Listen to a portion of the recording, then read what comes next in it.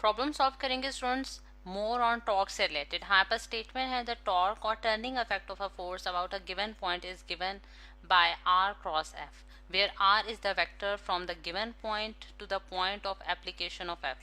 Consider a force f is equals to minus 3i hat plus j hat plus 5k hat.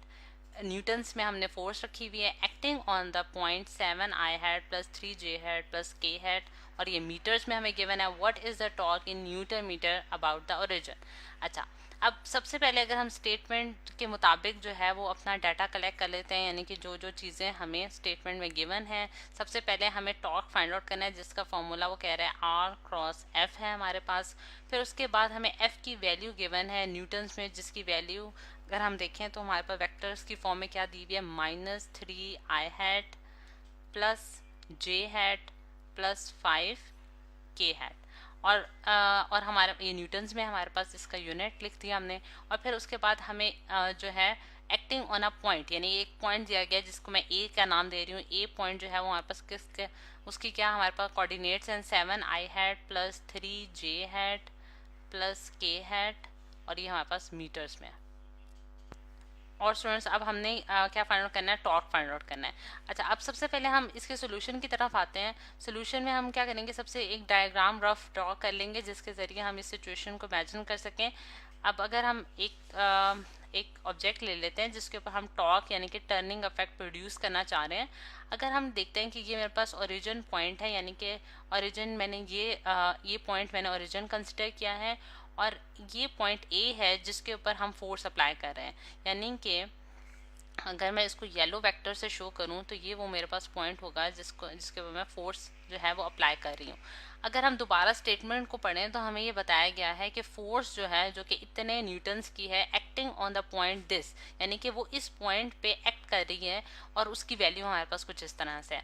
और हमारे पास जो distance are है, यानी कि आर डिस्टेंस क्या होगा, यानी कि जो हम कहते हैं कि हमारे पास जिसे हम मोमेंट आर्म का नाम देते हैं, यानी कि मोमेंट आर्म हमारे पास क्या होता है स्टूडेंट्स, जो कि हमारे पास परपेंडिकुलर होता है फोर्स के, तो वो अगर हम निकालें तो वो ओ ए बनता है। और ओ ए की वैल्यू हम किस तरह से निकाल सकते हैं, यानी कि हम पोजीशन वेक्टर अगर फाइंड आउट करने ए का, तो हम आर की वैल्यू जो है उसको कैलकुलेट कर सकते हैं, जो कि हमारे पास अगेन क्या आ जाएगी 7i hat plus 3j hat plus k hat. और ये हमारे पास एक वेक्टर क्वांटिटी है, इसके ऊपर अगर मैं वेक्टर का साइन भी डाल देती हूँ। ठीक, अब हमने r क्रॉस f हमें दोनों वैल्यूज मालूम है, तो हम टॉर्क का जो फॉर्मूला है उसमें इनपुट कर देंगे, यानी कि r की वैल्यू हमारे पास क्या है 7i hat plus 3j hat plus k hat, और इसका मैंने क्रॉस प्रोडक्ट लेना है फोर्स के साथ, जो कि हमारे पास क्या है 3i hat plus j hat plus 5k hat. ठीक है, अब क्रॉस प्रोडक्ट जो है वो हम किस तरह से स्टूडेंट्स लेते हैं, दो वेक्टर्स के दरमियान, जिस तरह से यहाँ अगर मैं लिखूँ r क्रॉस f जो है उसको हम डिटर्मिनेंट की फॉर्म में वैल्यूज इनपुट करेंगे ताकि हम इसकी वैल्यू फाइंड आउट कर सकें। i hat j hat k hat हमारे पास respective unit vector in the x y and z direction. अब वन कोफिशेंट्स जो है 1 बाय 1 हम कोफिशेंट इसमें इनपुट करते जाएंगे। सबसे पहले मैं r वेक्टर के कोफिशेंट इनपुट करती हूँ, यानी कि 7 हमारे पास कोफिशेंट है i हैट का, 3 हमारे पास कोफिशेंट है j हैट का, और 1 कोफिशेंट है k हैट का। सिमिलरली मैं जो है f वेक्टर के भी कोफिशेंट्स इनपुट करती जाऊंगी इस डिटर्मिनेंट में, डिटर्मिनेंट लेने के लिए -3 1 और 5। ठीक है, अब इसका हम डिटर्मिनेंट ले लेते हैं स्टूडेंट्स, यानी कि i हैट और ये वाली पूरी जो हमारे पास रो है और कॉलम है इसको हम निगलेक्ट करेंगे, और इधर हम लोग क्रॉस मल्टीप्लाई कर लेंगे। ठीक है, 3 5 सर 15 15 माइनस 1 और minus j hat minus sign के साथ सेकंड वाला कंपोनेंट्स लिखेंगे।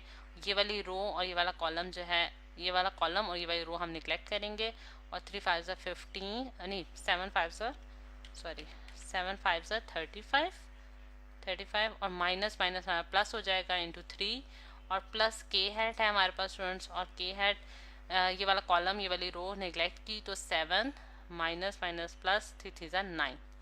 ठीक, अच्छा अब यहाँ i हैट और यहाँ हमारे पास क्या आ गया 14 15 माइनस 1 14 आ गया इंटू j हैट, और 35 प्लस 3 हमारे पास कितना हो गया 38 हो गया, और 7 प्लस 9 हमारे पास कितना होता है स्टूडेंट 16 के हैट आ गया। सही।